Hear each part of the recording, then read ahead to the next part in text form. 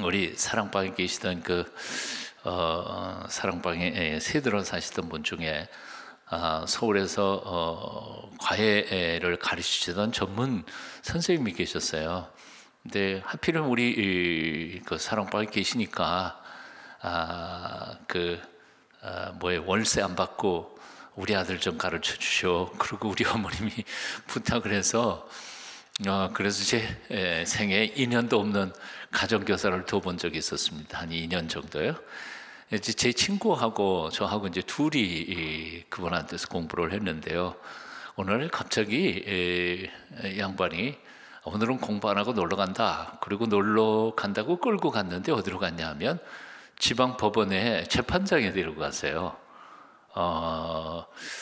그래서 제 평생에 생전 처음 그 지방법원에 재판장에 갔어요. 그 방청권 얻으니까 아무나 뭐 다 들어가더라고요. 우리 이제 공부하러 왔습니다. 그리고 이제 선생님이 얘기하고 우리 세 사람이 그 방청석에 앉아 있었는데 이제 재판이 진행이 되는 거죠. 근데 제가 아직도 기억에 남는 게 어떤 사람이 잡혀왔는데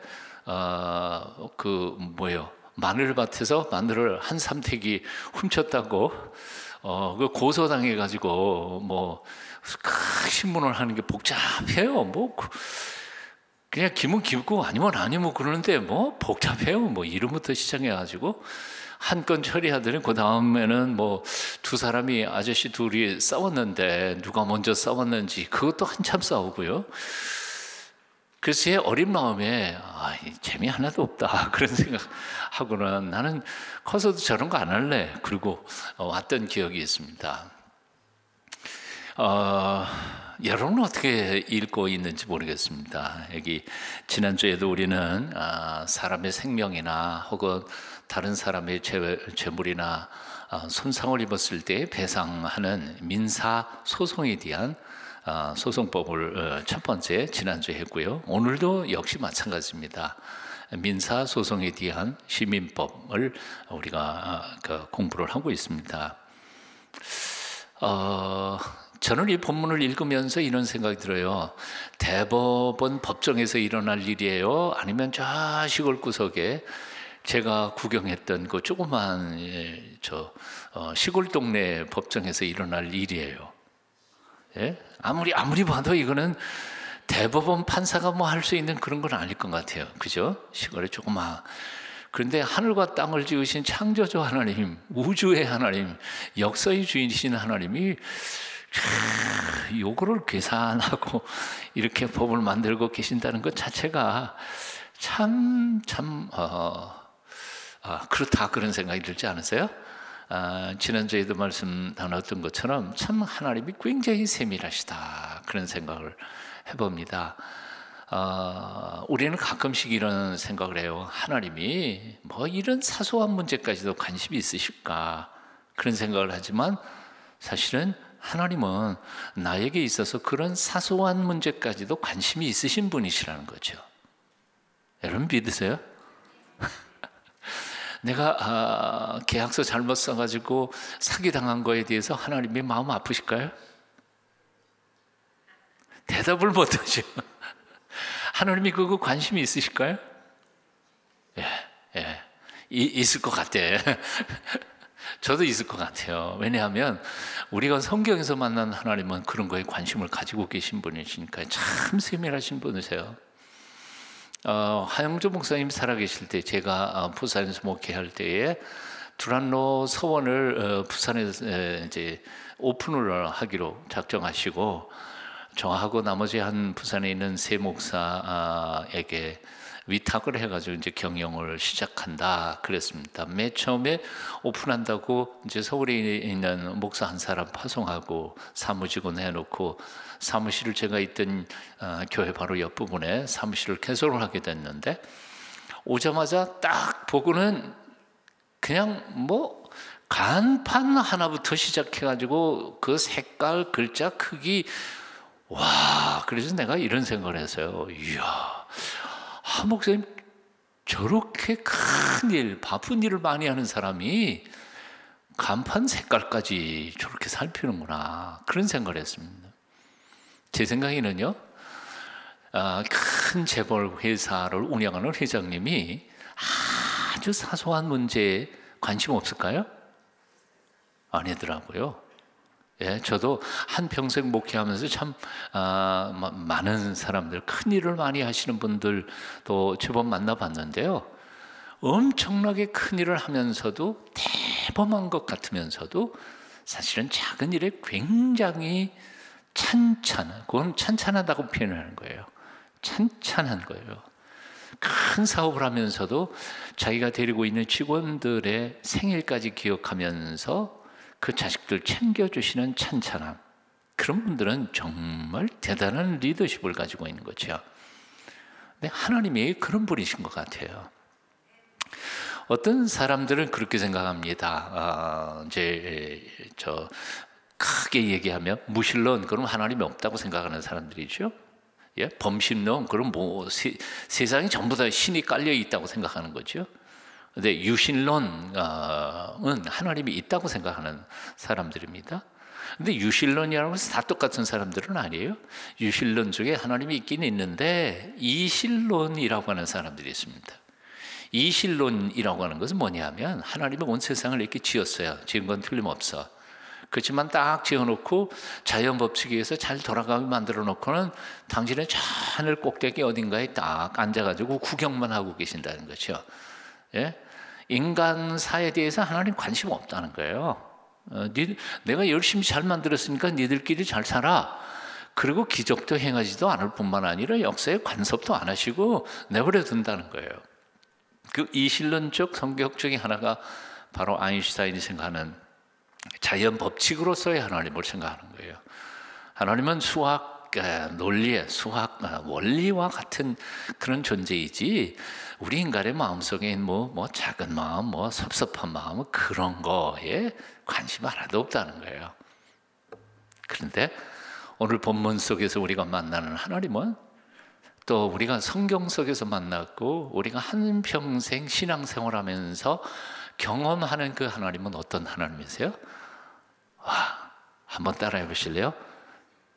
세밀하신 하나님, 찬찬하신 하나님, 찬찬히 우리의 삶을 살펴보시는 하나님이시라는 거예요. 우리가 오늘 여기에 있는 내용들을 우리가 뭐 법적으로 따지고 연구해가지고 뭐 하겠어요? 예? 이 다음에 여러분 재산상의 손해를 봤다고 이 출애굽기에 있는 내용 가지고 가서 법정 소송하시겠어요? 이 성경 여기에 있는 법조문들 가지고 우리가 뭘 따질 건 하나도 없어요. 이런 법조문을 만들어서 찬찬하게 가르치시고 또한 보여주시는 하나님이 어떤 하나님이신지, 예? 이 법조문을 만드신 그 하나님, 그리고 우리를 살피신 그 하나님이 어떤 하나님이신지를 만나는 것이 중요한 거 아니겠어요? 오늘 그 하나님을 만나시면 좋겠다고요. 오늘 그 하나님을 만나요. 성경에서 만나는 하나님, 우리가 만난 하나님은 당신의 백성들의 아주 사소한 문제까지도 관심이 있으신 하나님. 근데 가끔씩 우리는 이걸 잊어먹을 때가 있어요. 가끔 너무 어려운 일 당하고 또 사업이나 혹은 인생살이 고달프고 그러면 가끔씩은 이런 생각이 마음속에 파고들죠. 야, 70억 인구 중에 내가 하나인데 하나님이 나 같은 거 기억이나 하실까? 그런 생각했던 적이 있으시죠? 솔직히 말해서. 나 같은 거 생각이나 하실까? 또는 나는 혹시 생각하실지 모르지만 내가 지금 직면하고 있는 이 문제 같은 거, 이 사소한 문제까지도 하나님이 관심이 있으실까 하는 생각일 때가 있다는 거예요. 근데 이게 우리만이 아니에요. 성경 속에 보면 성경의 인물들 중에서도 그런 생각, 고민들을 참 많이 했어요. 이건 사탄이라고 하는 놈이 우리를 속이는 거죠. 야, 하나님이 너 같은 것에 관심 있을 것 같냐? 야, 하나님 얼마나 바쁘신데 너 그 사소한 감정 문제에 하나님이 도와주시고 그러시겠냐? 그러지는 않을 거다. 하나님 앞에 기도하러 나올 때의 기도는 뭐예요? 큰 것만 하는 거예요. 인생살이에서 큰 기도 제목이 뭘까요? 작은 건 뭘까요? 그걸 어떻게 판단해요? 사실 크기로 말하면 죽는 것밖에는 기도할 게 없을 것 같아요. 근데 하나님 그러시지 않으시다는 거죠. 성경 한번 같이 읽어볼까요? 누가복음 12장 6절 같이 읽어봅니다. 누가복음 12장 6절 함께 읽습니다. 시작. 참새 5마리가 2아사리온에 팔리는 것이 아니냐. 그러나 하나님 앞에는 그 하나라도 잊어버리시는 바 되지 아니하는도다. 아사리온 동전 같은 거예요. 아주 최소의 단위의 거예요. 그러니까 5마리가 2아사리온에 팔려요. 그러면 1아사리온 가지고 몇 마리 살 수 있어요? 2마리하고도 반마리를 더 살 수 있어요. 근데 이거는, 이 얘기는 무슨 얘기냐면, 아니 그 반마리가 어디 있어요? 그것도 새가 뭐 치킨 같으면 반마리 주세요. 그러면 가능하지만, 그러니까 사실은 1아사리온이면 에이 덤으로 가져가라 뭐 이럴 수도 있는 거예요. 3마리. 그런데 그렇게 팔리는 아주 작은 것 가지고도 하나님이 그 하나라도 생명 있는 그 한 마리라도 하나님이 기억하신다는 거예요. 잊어버리지 않으신다는 거예요. 이거 놀라운 거 아니에요? 그런데 하물며 그 다음 구절이에요. 7절 같이 읽어봐요. 시작. 너에게는 심지어 머리털까지도 다 세신 바 되었나니 두려워하지 말라. 너희는 많은 참새보다 더 귀하니라. 여러분 머리털 수가 몇 개인지 아세요? 자기 머리털인데도 몰라요? 몰라요. 우리가 어떻게 알아요? 어제 저녁에 분명히 샜는데 오늘 아침 머리 하다가 그냥 몇 개 또 빠졌어요. 몇 개인지도 몰라요. 네. 그런데 하나님은 세신다는 거예요. 너 어저께는 38,000개였는데 오늘 아침에는 몇 개 줄었다. 하나님 기억하신다는 거예요. 그 얘기는 무슨 얘기예요? 하나님이 그저 우리 머리카락이나 뭐 숫자나 세고 계신다는 뜻이에요? 아니에요. 그런 사소한 것까지도 하나님은 다 헤아려 알고 계시면서 너의 그 사소한 문제까지도 하나님 관심이 있으시다는 거예요. 관심이 있다는 것은 관심이 있는 걸로 끝나는 게 아니고요, 보호하신다는 거예요. 책임지신다는 거죠. 신명기 32장 10절 우리 또 읽어보실까요? 함께 읽습니다. 시작. 여호와께서 그를 황무지에서 짐승이 부르짖는 광야에서 만나시고 호위하시고 보호하시며 자기 눈동자같이 지키셨도다. 다시 한번 보세요. 주의 깊게. 여호와께서 그를 황무지에서, 그는 물론 하나님의 백성들입니다. 자기 백성을 불러내시는 거예요. 어디에서 만나요? 황무지에서요. 광야 같은 세상, 짐승이 부르짖는 광야에서 그를 만나주시고, 두 번째 호위하시고, 세 번째 보호하시고, 자기의 눈동자같이. 누구 눈동자? 하나님 당신의 눈동자처럼 나를 보호하신다는 뜻이에요. 지켜주신다는 거예요. 와, 이 정도면 대단한 거 아니에요? 세상에 제일 빠른 게 뭔지 아세요? 눈 깜짝하는 거예요. 눈 깜짝하는 게 제일 빨라요. 팔이 하나 날라와도 딱 감잖아요. 안 들어가요. 손이 아무리 빨라도 이거 안 돼요. 그런데 그만큼 나는 눈동자를 지키고 보호하려고 내가 아주 무의식 중에 그러거든요. 근데 하나님께서 나를 당신의 눈동자처럼 보호하고 지켜주신다는 거죠. 아멘 좀 하세요. 정리를 해보니까 그래요. 우리 하나님은 어떤 분이세요? 내 머리털 하나까지도 숫자를 세고 계실 만큼 나의 사소한 문제에도 관심을 가지시고 지키시는 하나님. 황무지에서 짐승들이 울부짖는 인생의 광역길에서 나를 만나주시고, 기억하세요? 만나주시고 호위하시고 보호하시고 당신의 눈동자처럼 지키시는 하나님. 아멘. 우리가 늘 부르는 찬양 있지 않아요? 하나님 사랑의 눈으로 너를 어느 때나 바라보시고 하나님 인자한 귀로서 언제나 너에게 귀를 기울이시니 어두움에 밝은 빛을 비춰주시고 너의 작은 신음에도 응답하시니 너는 어느 곳에 있든지 주를 향하고 주만 바라볼지니라. 아까도 말씀드렸어요. 그런데도 불구하고 하나님을 믿고 고백한다는 우리조차도 때로는 가끔 마음속에 자꾸 이상한 생각이 들 때가 있어요. 하나님 혹시 나 버린 거 아닐까? 왜 기도하는데에도 응답이 없는 것 같지? 그래서 아주 유명한 지난 2000년 교회 역사 속에 보면 유명한 영성가들 속에서도 하나님의 응답 없음에 대하여 많이 고민하고 아파하고 괴로워했던 사람들이 많습니다. 그런 걸 가르쳐서 어두움이라고 그러죠. 예? 영적 어두움의 세계 속에 파묻힐 때가 있어요. 욥이 고백했던 것처럼 앞으로 가도 하나님 발견할 수가 없고 좌로 가도 우로 가도 하나님 안 보이고 울부짖어도 하나님이 응답도 하지 않으세요. 이런 경험들을 무수히 많이 해요. 다윗도 그런 경험을 했던 것 같아요. 다윗이 시편 3편에 보면 그 시편 3편의 표제어가 이렇게 돼 있죠. 압살롬에게 쫓길 때 하나님 앞에 올려드린 기도. 시편 3편이 그래요.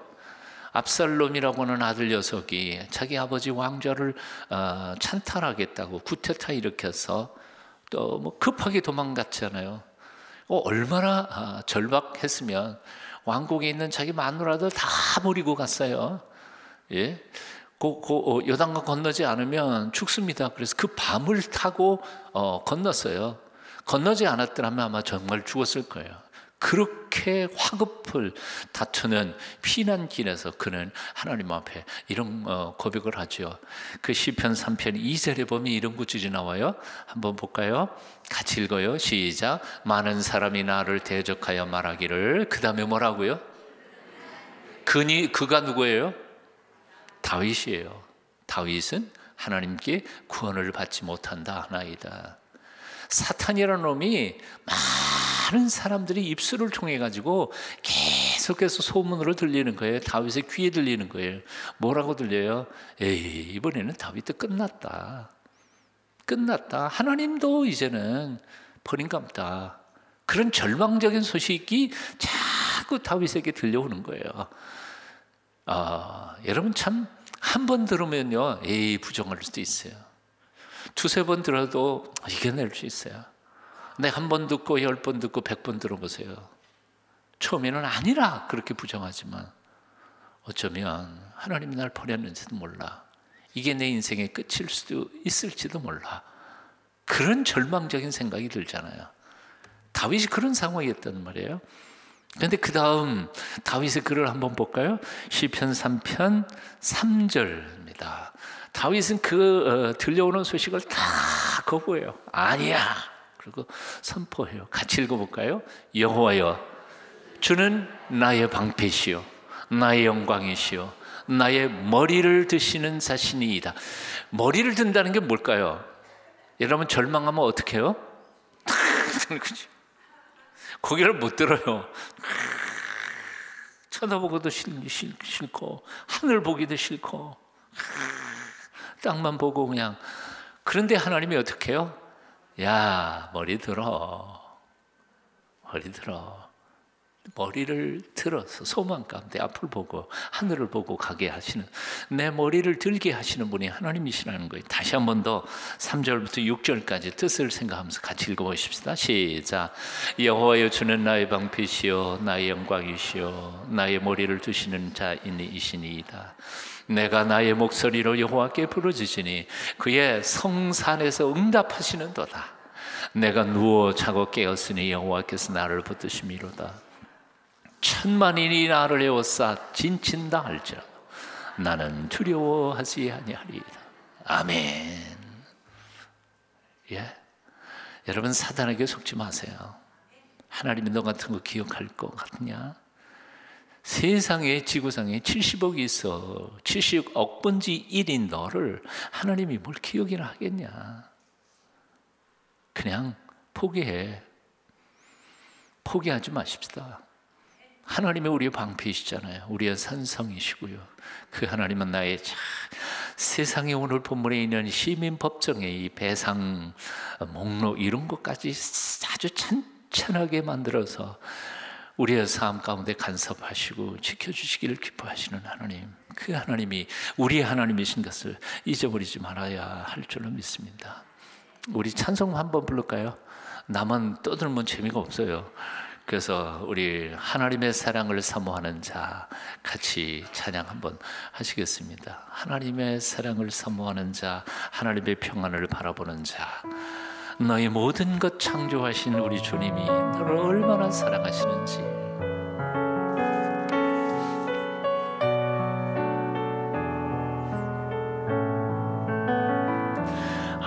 하나님의 사랑을 사모하는 자, 하나님의 평안을 바라보는 자, 너의 모든 것 창조하신 우리 주님이 너를 얼마나 사랑하시는지. 하나님께 찬양과 경배하는 자, 하나님의 선하심을 닮아가는 자, 너의 모든 것 창조하신 우리 주님이 너를 하여 삼으셨네. 하나님 사랑의 눈으로 너를 어느 때나 바라보시고, 하나님 인자한 귀로서 언제나 너에게 기울이시니, 어둠에 밝은 빛을 비춰주시고 너의 작은 신음에도 응답하시니, 너는 어느 곳에 있든지 주를 향하고 주만 바라볼지라.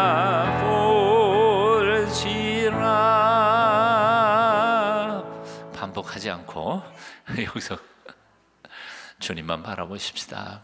사탄의 속임수에 넘어가지 않아야 하겠습니다.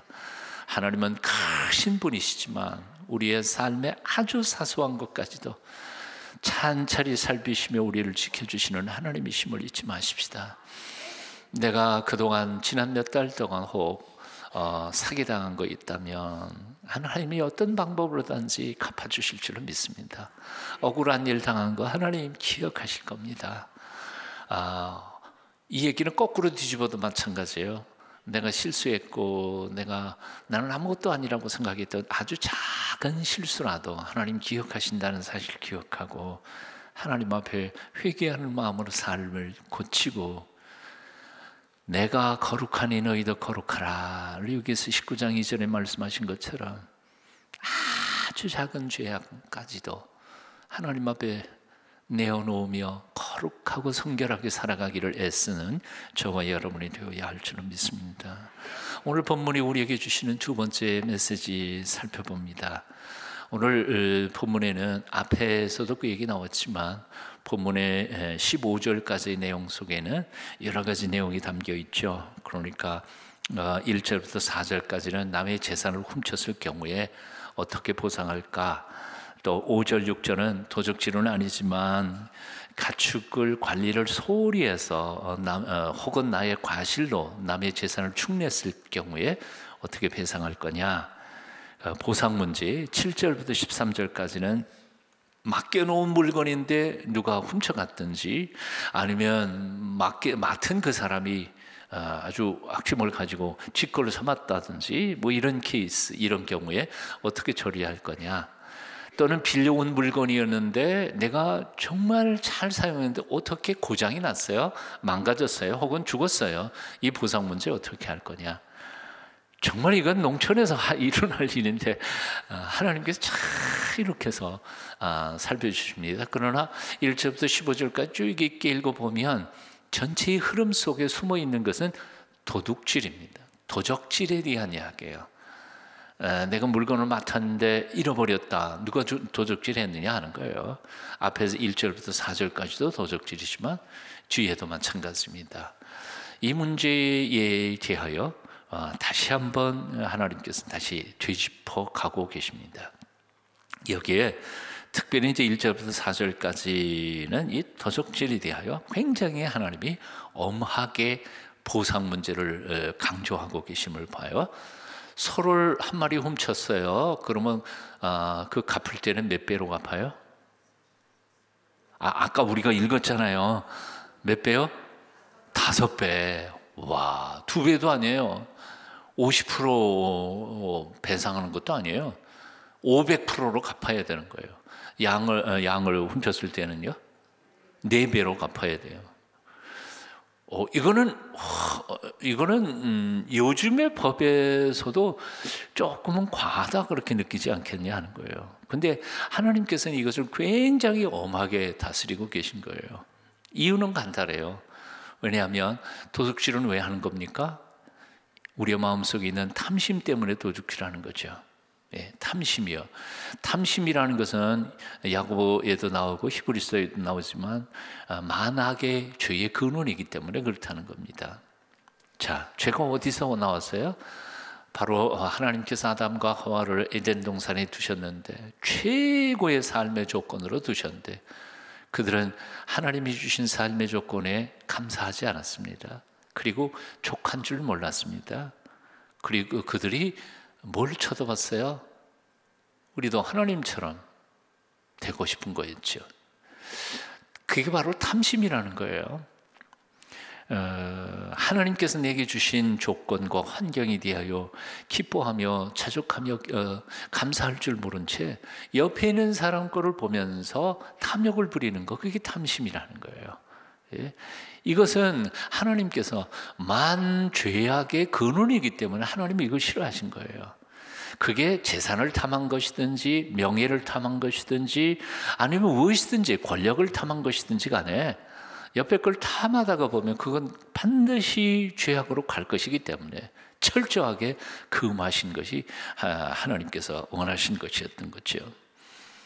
여러분, 하나님이 내게 주신 삶에 대하여 그리고 삶의 조건에 대하여 환경에 대하여 감사하십시오. 그리고 옆에 있는 거 자꾸 쳐다보시면서 탐내지 말고요.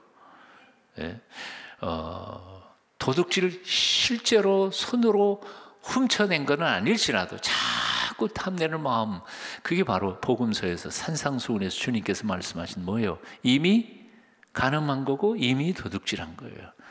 현행범하고 하나님은 똑같이 생각하신다는 거죠.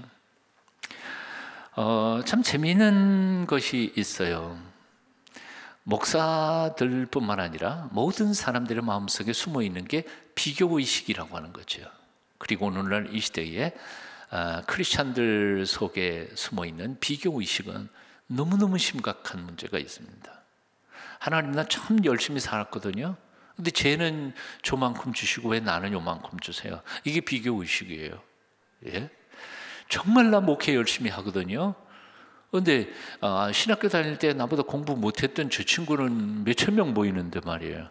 나는 100명 데리고 이렇게 죽을 써야 됩니까? 이거 하나님? 근데 그런 마음이 있을까요? 없을까요? 당연히 있거든요.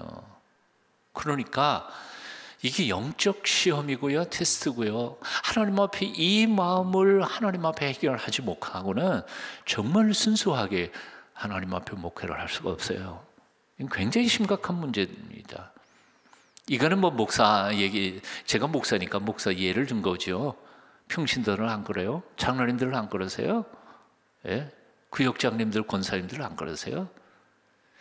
이거 극복하기 전까지는 정말 하나님의 순수한 축복과 은혜를 경험하기가 힘들다는 거죠. 오늘 이 저녁에도 내 마음속에 딱 숨어있는 비교의식과 탐심에 대하여 하나님 앞에 내놓고, 주님, 나 혼자 결심으로는 불가능합니다. 성령님께서 내 마음 좀 가닥 좀 잡아주시고, 죽을 거 팍 죽고 십자가에 못 박아버리고 정말 하나님 보시기에 예쁘고 훌륭한 신앙인으로서 이 길 똑바로 잘 가게 해 주십시오. 기도하는 저와 여러분이 되어야 할 줄로 믿습니다. 자신에 대하여 심각하게 고민했던 한 사람이 존경하는 지혜자를 찾아갔습니다. 그가 이렇게 말했다는 거예요. 선생님은 그렇게 훌륭한데 왜 나는 이 모양인지 모르겠습니다. 그랬더니 그 지혜자가 아무 말 없이 그를 데리고는 집 앞뜰로 갔습니다. 그리고는 뜰 앞에 있는 나무들, 종원수들 쭉 살펴 보여주는 겁니다. 어떤 나무는 큰 나무 있고 작은 나무 있고 예쁜 나무 있고 못생긴 나무도 있고 나무들이 쭉 여러 그루가 있잖아요. 한참을 그걸 구경을 시켜준 이 지혜자가 그분에게 이렇게 말하더라는 거죠. 여기 이 나무들을 보십시오. 이 나무는 크고 저 나무는 작습니다. 그런데 이 두 나무 사이에는 아무런 문제가 없습니다. 큰 나무가 작은 나무더러 야, 난 커서 너보다 훌륭해 라고 한다든지, 작은 나무가 큰 나무더러 난 키가 작아서 열등감을 느껴, 그렇게 말한 적이 없습니다. 큰 나무는 큰 나무대로, 작은 나무는 작은 나무대로 아름답습니다. 큰 나무는 구름에 가깝게 있어서 좋고 작은 나무는 땅에 가깝게 있어서 좋은 거지요. 이 나무들은 살아있다는 그 생명 자체가 감사인 겁니다. 여러분 곰곰이 생각해 보면요, 감사하지 않을 게 하나도 없을 것 같아요. 예. 오늘도 병원에 입원하고 또 지난주에도 응급실에 갔던 몇 사람의 얘기를 또 들으면서 생각해 봤습니다. 우린 서울대병원 바로 옆에 있잖아요. 저기 중환자실에 한 번만 올라가 보세요. 지금 분초를 다투면서 죽음과 싸우는 환자들이 얼마나 많습니까? 내 발로 오늘 저녁 수예배에 나와서 찬송 마음껏 부르고 말씀을 듣는다는 것, 이 자체가 얼마나 큰 축복입니까? 예? 그러면 감사하는 거죠. 자꾸 비교할 필요는 없어요. 물질에 대하여, 명예에 대하여, 혹은 지위에 대하여 자족하십시다. 그리고 감사하십시다. 감사하십시다. 살려주신 것 그 하나만 해도 감사한 거죠. 살아있기만 하면 회복하고 극복할 수 있는 길은 반드시 하나님이 열어 주실 테니까요. 지금 조금 어렵더라도 버티세요. 예, 이기세요. 옆에 있는 사람한테 천천히 얼굴을 쳐다보시면서 버티세요. 버텨요. 이기세요. 오늘 도둑질에 대하여 하나님께서 이렇게 관심을 가지신 이유, 두 번째 이유를 조금 더 설명을 드리고 싶습니다. 도둑질은 신성한 노동의 의무를 무효화시키는 아주 극악한 죄이기 때문에 그렇다는 겁니다. 도둑질 남의 거 한두 개 훔친 거 가지고 뭐 그렇게 심각하게 생각해? 그럴지 모르지만 사실은 남의 것을 도둑질하는 것은 단순히 그 물건을 도둑질하는 게 아니라 그 물건을 소유하기 위해서 땀을 흘리고 노력하고 돈을 절약한 그 사람의 인생과 시간을 도둑질한 거지. 그 사람의 인생을 도둑질한 거예요. 그러니까 이건 굉장히 악한 죄악에 속한다는 거예요. 우리가 생각하는 것처럼 그렇게 간단한 문제는 아니라는 거예요. 하나님이 우리를 이 세상에 사는 동안에 일할 수 있는 특권과 그리고 자리를 주시는 것은 얼마나 큰 축복인지 모릅니다. 저도 이제 4년 뒤에는 은퇴하겠습니다만 은퇴하신 어르신들이 정말 할 일이 없어서 재미없어서 하시는 것들을 보면 참 그래요. 그래서 나는 은퇴한 후에도 뭘 하긴 해야 될 텐데 뭘 할까 지금 계획을 하고 있습니다만, 일이라고 하는 것은 단순히 돈 문제는 아닙니다. 일은 의미입니다. 살아있는 이유예요. 뭔가 살아있는 이유예요. 그런데 오늘날 한국의 경제 구조라든지 이런 것들이 이 노는 거, 이 일하고 노는 거하고는 자꾸 조금 이상한 생각을 가지고 있는 것 같아요.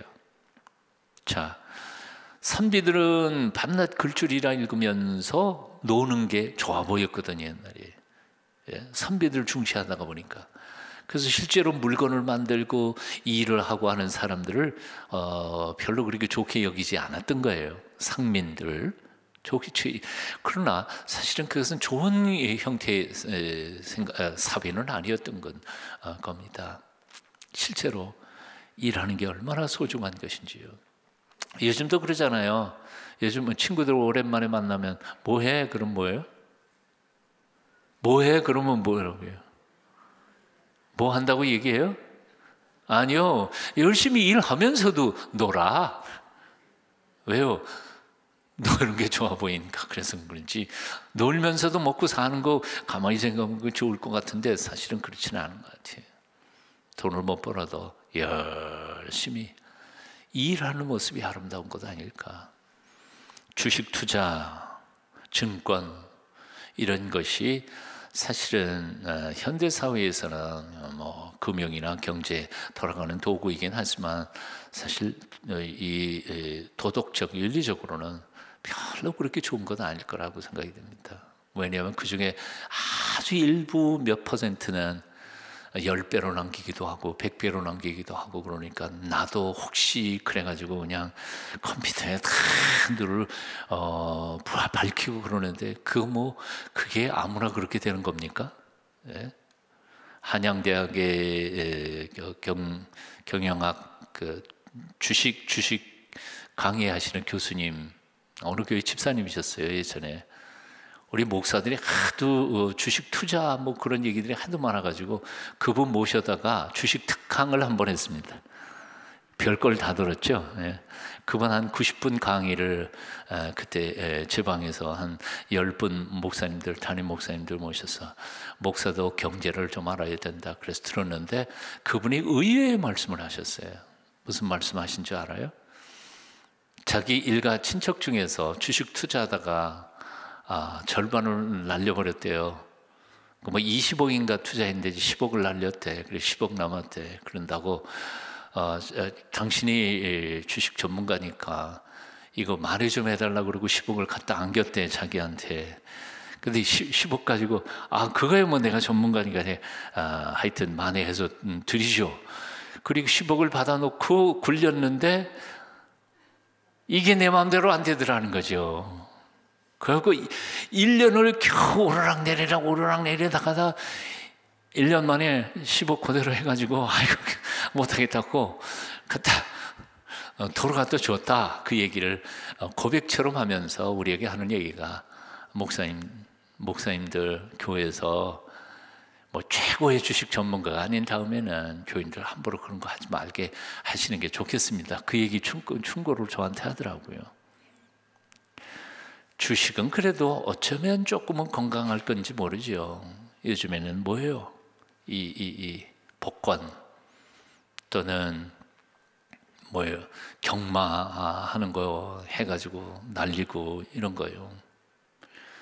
어제 장례식장 갔다 오면서 우리 모 집사님이 옆에 앉아가지고 얘기를 들었습니다.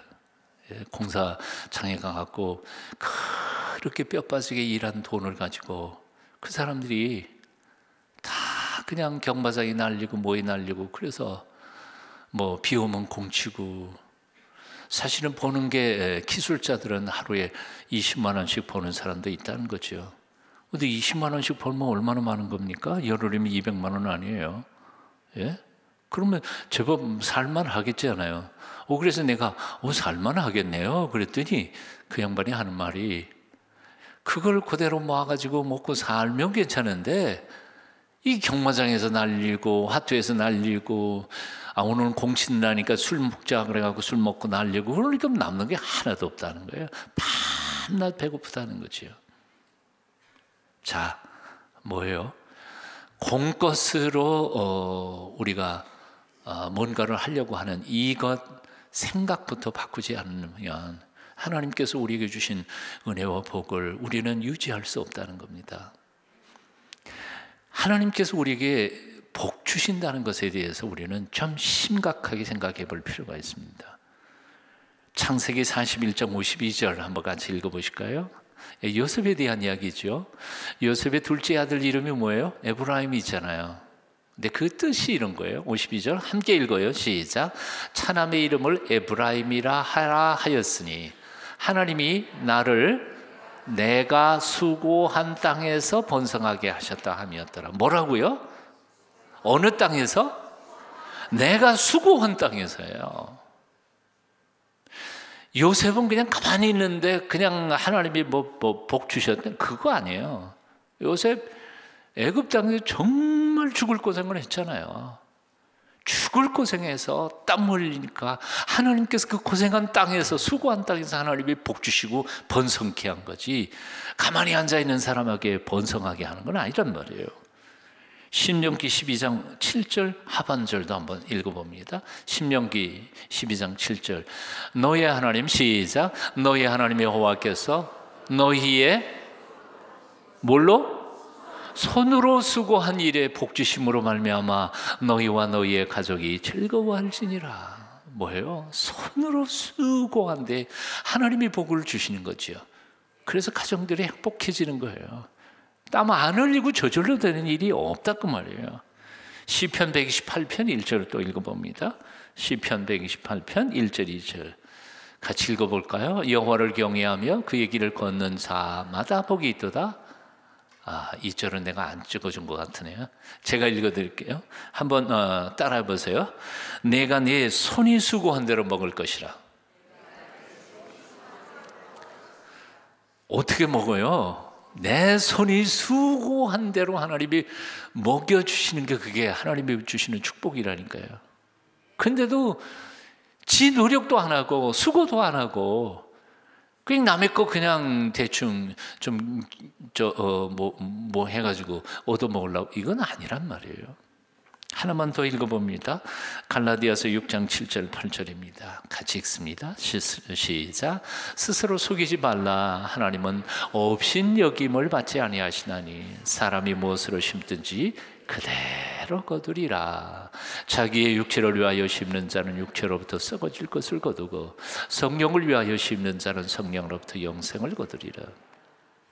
하나님은 도둑질, 특별히 남의 것에 대한 탐심을 가지고 자기 노력은 하나도 하지 않으면서 일확천금하고 하나님의 축복을 받기를 원하는 것을 하나님 가장 싫어하셨습니다. 하나님이 내게 주신 놀라운 축복 안에 감사하고 감격하며 옆에 있는 사람과 비교의식, 비교하면서 자꾸 불평불만할 게 아니라 내게 주신 것에 감사하면서 최선을 다해 땀 흘리고 노력할 때 우리의 손에 수고한 것에 만복을 더해 주실 줄로 믿습니다. 명심보감이 그런 말이 나오죠. 대부유천이요 소부유근이라, 그런 뜻이 있습니다. 대부, 큰 부자는 어디에서요? 하늘에서 내리는 거라고. 그러나 소부, 작은 부자는 어떻게 해요? 유근이라, 부지런하면 조그만 부자는 될 수 있다는 거예요. 하나님이 우리를 통해 영광 받으셨으면 좋겠습니다. 오늘도 작든 크든 우리의 마음, 아주 작은 죄라 할지라도 깊이 생각하며 범하지 않기를, 민감하게 선한 양심을 가지고 살아가되 하나님이 내게 주신 모든 것에서 최선을 다해 땀 흘릴 때 하나님의 놀라우신 축복이 여러분 삶 속에 넘치시기를 축원합니다. 기도하겠습니다. 주님을 찬양합니다. 우리의 삶의 백사만사에 관심을 가지시고 심지어 우리의 머리털럭 숫자까지도 헤아리실 만큼 우리의 삶의 모든 면에 천천히 살피시고 보호하시는 아버지 하나님을 찬송합니다. 오늘도 그 하나님 바라보며 때때로 힘들고 어려운 순간에도 주님만 의지합니다. 주님만 바라봅니다. 아무리 힘들고 어려운 일이라도 최선을 다하여 땀 흘리고 수고할 때 결국에는 하나님께서 그 열매를 풍성히 거두게 해 주실 줄로 믿습니다. 거룩하신 아버지 하나님 앞에 부끄럽지 않는 언어 행실로 오늘도 경건하고 거룩하게 살아가는 저희가 되게 해 주시옵소서. 예수 그리스도 이름으로 간절히 기도하옵나이다. 아멘.